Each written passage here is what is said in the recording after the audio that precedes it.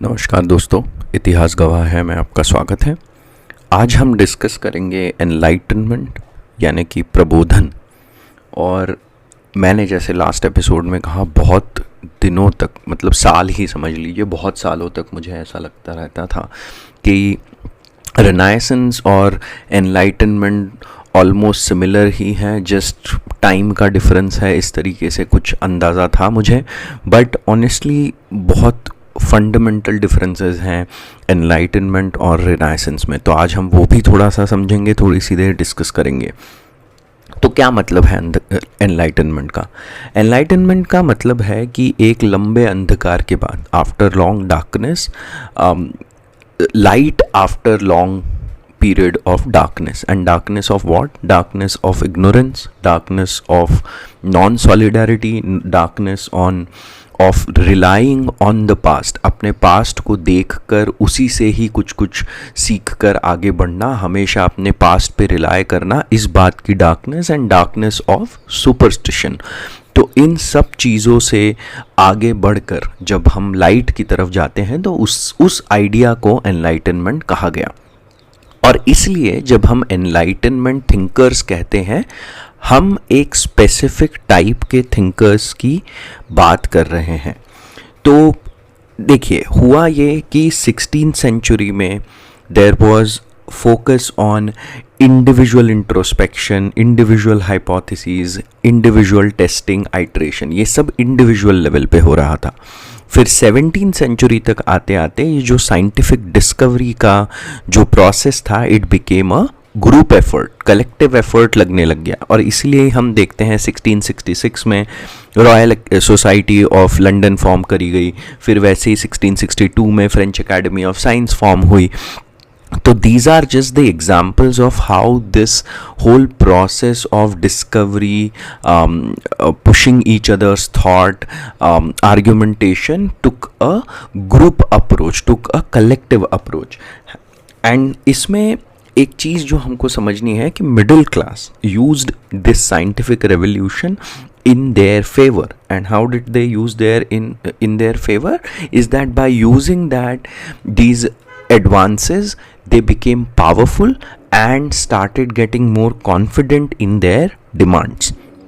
And so the emphasis of enlightenment was on rationality, argumentation, scientific thought. And कहना, जो enlightenment thinkers का कहना ये पड़ रहा था कि nature is governed not by some god or some type of invisible force जो हमको नहीं पता चल रहा है। Nature is governed by rules. और इसी तरीके से हम सोशल, पॉलिटिकल और इकोनॉमिक एस्पेक्ट्स में भी रूल्स बना सकते हैं, सेल्फ गवर्निंग रूल्स बना सकते हैं और उनको इम्प्रूव कर सकते हैं। तो इस तरीके से एनलाइटनमेंट थिंकर्स ने जो आइडिया दिया साइंटिफिक थॉट का, रैशनैलिटी का, आर्गुमेंटेशन का, they wanted to apply that same idea to social, political and economic spheres. और उनका कहना पड़ता था कि rationality and scientific thought will take humanity to ultimate truth. मतलब जो अंतिम सत्य है वो रैशनैलिटी और साइंटिफिक थॉट से प्राप्त हो जाएगा। तो अंतर क्या है अब एनलाइटनमेंट और रेनेसां में, ये समझते हैं। रेनेसां का एम्फेसिस था, रेनेसां का मतलब क्या था, हमने जो कहा नींद से जागना। तो उसने बहुत अतीत पर फोकस करा, जो ग्रीक और रोमन लिटरेचर का रिवाइवल हुआ। और इसी कारण से आप देखेंगे कि रोमन सभ्यता में, रोमन सोसाइटी में मोनार्की का बहुत बड़ा मतलब बहुत अहमियत होती थी। और इसलिए रेनेसां आप देखेंगे फोकस्ड, एंड इसी कारण से एब्सोल्यूट मोनार्की को जो पावर मिला वो रेनेसां के टाइम मिला, है ना, क्योंकि ये अतीत के ज्ञान पे ज़्यादा फोकस कर रहे थे। एनलाइटनमेंट ने किस पे फोकस किया? आर्गुमेंटेशन और साइंटिफिक थॉट पे। रेनेसां जो था वो ट्रांजिशन पीरियड था, transition from medieval age to modern age. Whereas जो एनलाइटनमेंट था वो मतलब ऐसा था कि ट्रांजिशन के बाद अब you have arrived at the on the modern age, है ना, तो आप अराइवल हो गया था and you had savoured your relationship. Savoured मतलब आपने अपने रिलेशनशिप अब पास्ट से तोड़ना शुरू करे थे, आपने पास्ट पे डिपेंडेंट होना बंद करके रैशनैलिटी और साइंटिफिक मेथड पे फोकस करना शुरू किया. तो इस तरीके से हम समझ सकते हैं कि जो रेनेसां था वो phase 1 of thought development, of cognitive development था. फेज 2 एनलाइटनमेंट था. तो ये जो एक अंतर है ये हमको समझना बहुत ज़रूरी है. रेनेसां का फोकस अतीत पे था, पास्ट पे था, पास्ट से इंस्पिरेशन पे था. एनलाइटनमेंट का साइंटिफिक थॉट, आर्ग्यूमेंटेशन और रैशनैलिटी पे था. नाउ अब होगा क्या ड्यूरिंग एनलाइटनमेंट? क्या होगा ड्यूरिंग एनलाइटनमेंट? अब ये होगा कि साइंस और टेक्नोलॉजी जैसे जैसे एडवांस होंगे तो हम देखेंगे कि और भी चेंजेस आएंगे प्रोडक्शन और डिस्ट्रीब्यूशन के मेथड में. और आगे इसी में अब जैसे 1750 के बियॉन्ड इंडस्ट्रियल रेवोल्यूशन आएगा और इंडस्ट्रियल रेवोल्यूशन के कारण अब मिडिल क्लास और पावरफुल होता जाएगा. और ये मिडिल क्लास जो हमने पिछले एपिसोड में समझा था, जो मोनार्की के साथ मिलके फ्यूडल लॉर्ड्स, फ्यूडलिज्म को और चर्च को साइड कर रहा था, अब यह middle class will also try to limit the powers of monarchy. और इसलिए इसकी देखिए शुरुआत कहाँ से होती है कि कहते हैं कि 1726 में वोल्टायर जो एक फ्रेंच थिंकर थे, he travelled to Britain and compared the openness of British society to the close nature of French society. तो देखिए अभी ये कंपैरिजन आने लग गया है और हमको ये ध्यान देना चाहिए कि 1726 तक Louis 15th was the monarch in France और लुई 14th के मुकाबले कहीं लेस पावरफुल थे. लुई 14th वॉज द क्या बोलते हैं एपिटोमी ऑफ एब्सोल्यूट मोनार्की. एक ऐसा मोनार्क जो बहुत सालों तक, लगभग 70 to 72 ईयर्स तक जिन्होंने शासन किया, बहुत लंबे समय तक शासन किया, सारे पावर्स अपने अधीन कर लिए एंड इनफैक्ट आगे बढ़ के इतना भी कहा आई एम द स्टेट, ऐसी बात कही लुई 14th. तो बहुत पावरफुल थे.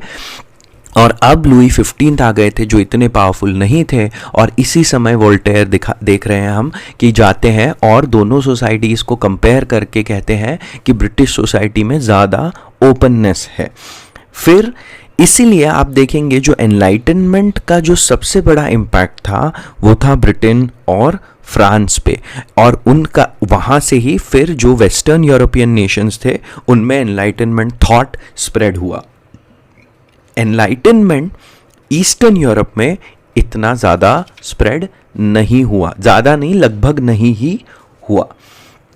अब होगा क्या? Through out the 18th century enlightenment thought will spread and towards the end of 18th century and beginning of 19th century इसके अगेंस्ट अब ऑपोजिशन खड़ा होगा. देखिए ये जो हिस्ट्री है ना, इसका एक ये नियम है, कोई भी फिलॉसफी, कोई भी थॉट, कुछ भी जब आता है तो वो पहले it catches the attention and sometimes if it is very inspiring, very sometimes even the radical thought catches fire and spreads like wild fire. और फिर धीरे धीरे धीरे उसके अगेंस्ट कुछ ऑपोजिट विचार आने शुरू होते हैं. तो towards the end of 18th century and beginning of 19th century, French revolutionaries and German thinkers began to challenge the Enlightenment thought.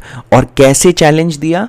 तो जहाँ एक तरफ Enlightenment का फोकस साइंटिफिक मेथड और रैशनैलिटी पे था, वहीं अब इन some German thinkers and French revolutionaries talked about feelings and natural instincts. ये जो फ्रेंच रेवोल्यूशन हम आगे चल के डिस्कस करेंगे उसका बहुत बड़ा फोकस फीलिंग्स पे था, है ना, अपने अंदर की भावनाओं पे था. तो यही है कि सिर्फ दिमाग नहीं, दिल पे भी फोकस किया जाए, भावनाओं पे फोकस किया जाए, फीलिंग्स पे फोकस किया जाए. दूसरा क्या था? जो एनलाइटनमेंट थॉट था वो बहुत यूनिवर्सल, ग्लोबल आउटलुक, सारे मानव जाति के लेवल पे बात कर रहा था. Whereas French revolutionaries and German thinkers started talking about the local nature of it. और उस लोकल एम्फेसिस के कारण नेशंस की पे फोकस ज़्यादा बढ़ गया। उसी के बाद फिर जो एनलाइटनमेंट थॉट था वो पीसफुल चेंज की बात करता था। देखिए आर्ग्यूमेंटेशन, साइंटिफिक मेथड, ये सब पीसफुल चेंज से एसोसिएटेड है। और एक रीज़न ये भी था क्योंकि एनलाइटनमेंट थिंकर्स जो थे वो middle class land owning class था, इनके पास प्राइवेट प्रॉपर्टी थी, तो वो बहुत ज़्यादा रेडिकल थॉट भी नहीं कर सकते थे क्योंकि इनकी दे स्टूड टू लूज, है ना, इनको भी लॉस हो सकता था ज़्यादा रेडिकल होने का। तो इसलिए Enlightenment thinkers focused on peaceful change, whereas French revolutionaries and a number of German thinkers focused on radical change. So, who were some of the Enlightenment thinkers? Voltaire, Montesquieu, Diderot in France, John Locke and Adam Smith in Britain, and Immanuel Kant in Germany. ये आप कुछ enlightenment thinkers हैं जो आप सुनते आए होंगे या सुना होगा इनके बारे में, है ना। और इनको एक बहुत बड़ा चैलेंज 18th सेंचुरी में दिया था जीन जॉक रूसो ने। हम रूसो के बारे में एक सेपरेट एपिसोड में ही पूरा डिस्कशन करेंगे क्योंकि एक बहुत ही एक्स्ट्रा ऑर्डिनरी और कहते हैं अपने समय से कहीं आगे उन्होंने ऐसा सोचा, कहीं आगे के थिंकर थे। तो हम उनको एक स्पेशल एपिसोड में अलग से डिस्कस करेंगे। अब हम आते हैं political, economic and social emphasis of enlightenment. देखिए मैं बार बार इसी बात पे एम्फेसिस करूंगा कि हिस्ट्री का मतलब ये फैक्ट्स, नेम्स, ईयर्स, ये याद करना तो चलिए ठीक है, ये आपको याद हो भी जाएंगे। हिस्ट्री का मतलब होता है चेंज समझना। जब तक हम अलग अलग स्फीयर्स में जाकर मेजर चेंजेस नहीं समझेंगे तब तक मज़ा नहीं है हिस्ट्री का। तो अब हम एनलाइटनमेंट का पॉलिटिकल, इकोनॉमिक और सोशल एम्फेसिस, इसके कारण से क्या चेंजेस आए, ये अब हम डिस्कस करेंगे। तो पॉलिटिकल फिलॉसफी क्या थी एनलाइटनमेंट की? जैसे मैंने कहा पॉलिटिकल के केस में it attacked absolute monarchy, but ये बात समझनी है कि जब अटैक किया एब्सोल्यूट मोनार्की पे तो पूरे रिमूवल की बात नहीं की, कॉन्स्टिट्यूशनल मोनार्की की बात की। कॉन्स्टिट्यूशनल मोनार्की मतलब अ monarchy that is governed by rule based elected legislature, कि इनकी पावर को लिमिट किया जाए, हटाने की बात नहीं की। ध्यान रखना, मध्य वर्ग यानी कि मिडिल क्लास थिंकर्स जो थे, ये intellectual thinkers, they would never talk about removal of monarchy and they never talked about democracy, है ना। इन्होंने बात नहीं की डेमोक्रेसी की। क्यों? क्योंकि डेमोक्रेसी जैसे ही आएगी तो जो लोअर क्लासेस है वो पावरफुल हो जाएंगे, और यह मध्य वर्ग, मिडिल क्लास थिंकर्स कभी नहीं, मध्य वर्ग कभी नहीं चाहता था कि ऐसा हो। इसलिए पॉलिटिकल फिलॉसफी के केस में enlightenment focused on constitutional monarchy. ध्यान रखिएगा ये बात, कॉन्स्टिट्यूशनल मोनार्की, मोनार्की को रखा जाए बट उसकी पावर लिमिटेड की जाए। कैसे लिमिटेड की जाए? तो जैसे मॉन्टेस्क्यू ने स्पिरिट ऑफ लॉ में he talked about the independence of judiciary, executive and legislature. ये आपने सुना होगा कहीं ना कहीं, न्यायपालिका, कार्यपालिका और विधानमंडल को इंडिपेंडेंट बनाया जाए और इसी से ही एब्सोल्यूट मोनार्की लिमिटेड होने लगेगी। पहले क्या था, मोनार्की के ही हाथ में ये सब कुछ था तो इसलिए बहुत पावर मिल रही थी, और अब मॉन्टेस्क्यू ने कहा कि इनको इंडिपेंडेंट करा जाए to limit the powers of absolute monarchy. Therefore अगर आप देखेंगे enlightenment took a big step towards modern constitutionalism. Modern constitutions में हम कहते हैं ना कि न्यायपालिका, कार्यपालिका और विधानमंडल अलग अलग इंडिपेंडेंट तरीके से होने चाहिए और उनके फंक्शनिंग इंडिपेंडेंट होनी चाहिए ताकि एक संविधान अच्छे से चल सके, संविधान का इम्प्लीमेंटेशन अच्छे से हो सके। तो जो मॉडर्न कॉन्स्टिट्यूशनलिज्म का प्रिंसिपल है, इसकी तरफ ही enlightenment thinkers and enlightenment took a big step. तो ये हुआ पॉलिटिकल फिलॉसफी। इकोनॉमिक फिलॉसफी, आपने एडम स्मिथ का जब नाम सुना होगा तो आपको समझ में आ ही गया होगा कि थोड़ा सा इकोनॉमिक फिलॉसफी की हम बात करेंगे। तो देखिए एनलाइटनमेंट के पहले हमने समझा था कमर्शियल कैपिटलिज्म, और हमने कमर्शियल कैपिटलिज्म को किस तरीके से समझा था? हमने कहा था ये एक इकोनॉमिक आइडिया है, इकोनॉमिक फिलॉसफी है with the aim of making monarchy powerful. याद है आपको मोनार्की हमने डिस्कस किया था कि कैसे मोनार्की को समझ में आया कि अरे अगर कमर्शियल कैपिटलिज्म को हम सपोर्ट करेंगे, है ना, बैलेंस ऑफ पेमेंट, बुलियनिज्म, इसको सपोर्ट करेंगे तो हम पावरफुल होते जाएंगे क्योंकि हम ज़्यादा टैक्सेस ले पाएंगे, है ना। और अब हम क्या देख रहे हैं कि मिडिल क्लास चैलेंज कर रहा है मोनार्की को, तो वहाँ से ही ये इकोनॉमिक थॉट भी आएगा। और कौन सा इकोनॉमिक थॉट है?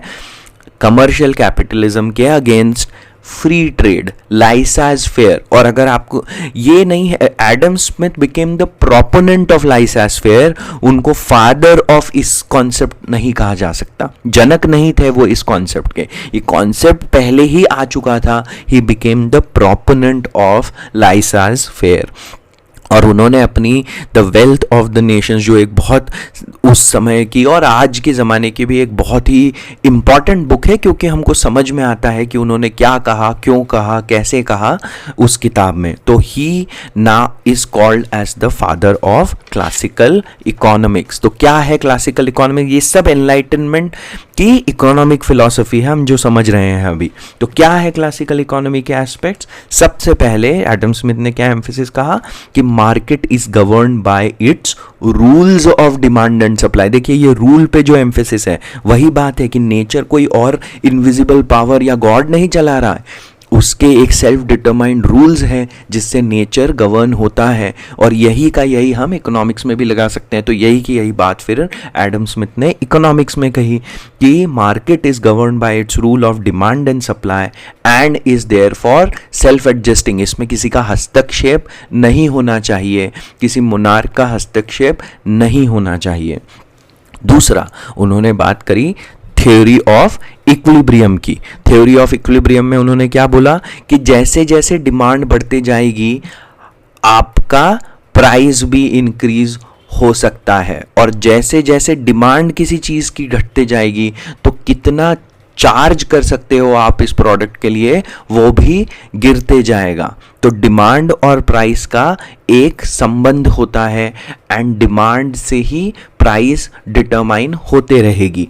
सिमिलरली अगर लेबर की वेजेस को इंडस्ट्रियलिस्ट कम करेंगे, इंडस्ट्री में कम किया जाएगा, या कोई जो लेबर को एम्प्लॉय कर रहा है वो कम लेबर को पे करेगा, तो लेबर उसके पास नहीं जाएगा, और इसी तरीके से लेबर वेजेस और लेबर अवेलेबिलिटी भी कनेक्ट हो जाएगी। तो ये देख रहे हैं, वो आप कह रहे हैं कि वो कह रहे हैं कि ये सारा एक इक्विलिब्रियम में, मतलब डिमांड और प्राइस, लेबर वेजेस और लेबर अवेलेबिलिटी, सारा कुछ एक इक्विलिब्रियम में चलता है और इसमें बाहरी हस्तक्षेप नहीं होना चाहिए। And then the third thing he said was production generates demand. तो उनका कहना ऐसा पड़ता था कि जैसे जैसे प्रोडक्शन बढ़ेगा, जैसे जैसे हम ज़्यादा प्रोड्यूस करेंगे तो ज़्यादा जॉब्स क्रिएट होंगी, ज़्यादा जॉब्स क्रिएट होंगी तो उनको सैलरी मिलेगी, जिसके कारण से उनके पास बाइंग पावर आएगी, और बाइंग पावर आएगी तो डिमांड बढ़ेगी। मतलब प्रोडक्शन जनरेट्स डिमांड। इस तरीके से उन्होंने प्रोडक्शन और डिमांड का कनेक्शन जोड़ के दिखाया।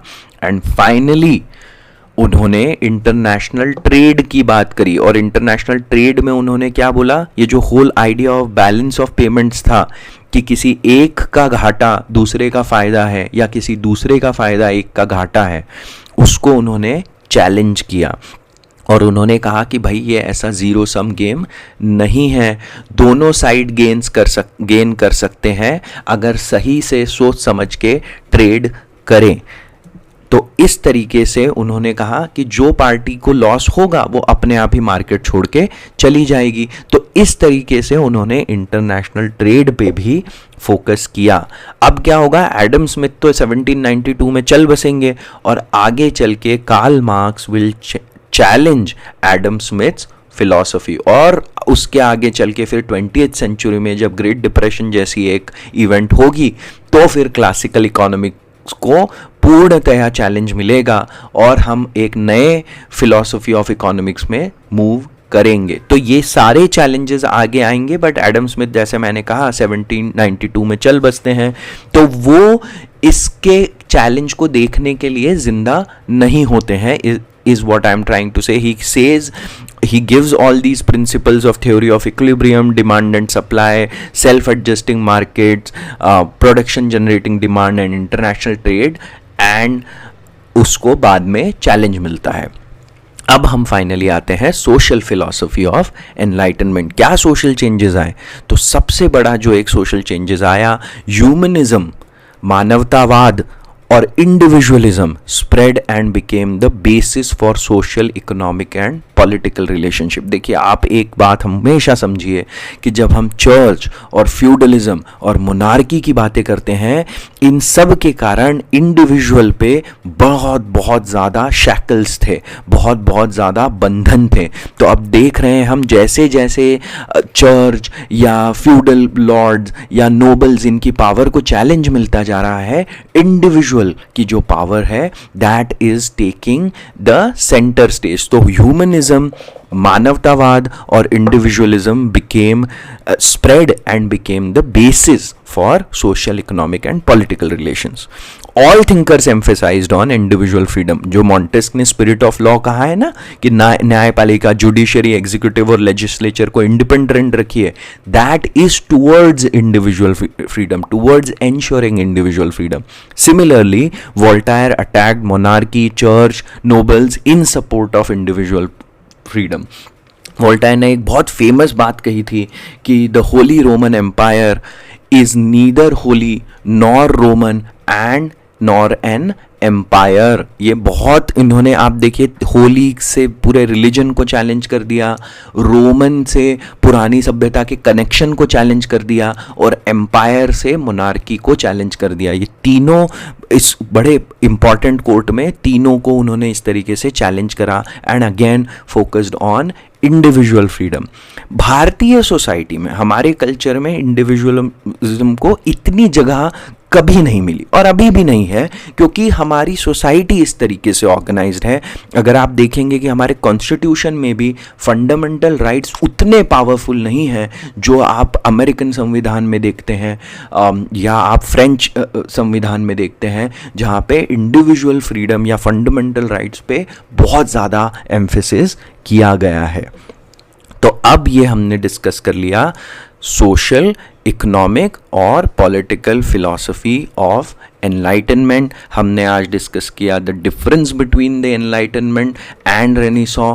हमने ये डिस्कस किया कि एनलाइटनमेंट की शुरुआत और फिर एनलाइटनमेंट आगे कैसे बढ़ा, और सबसे बड़ी बात हमने ये समझा कि एनलाइटनमेंट जो था वो एक मिडिल क्लास, एक पावरफुल और कॉन्फिडेंट मिडिल क्लास के चलते उसकी थॉट में हम इम्पैक्ट देखते हैं। वो कैसे आगे बढ़ा, क्यों आगे बढ़ा, उसमें इसका एक बहुत बड़ा योगदान, बहुत बड़ा क्या, बहुत ही फाउंडेशनल योगदान रहा। आज का एपिसोड हम यहीं समाप्त करते हैं। अगले एपिसोड में हम जीन जॉक रूसो के बारे में पढ़ेंगे, जो मैंने कहा एक बहुत ही आगे के सोच वाले थिंकर थे अपने ज़माने के। हम उन पे वो पूरा एपिसोड फोकस करेंगे और समझेंगे कि क्या कहा जीन जॉक रूसो ने अपने समय में। सुनने के लिए आपका बहुत बहुत धन्यवाद। अंटिल नेक्स्ट टाइम, जय हिंद।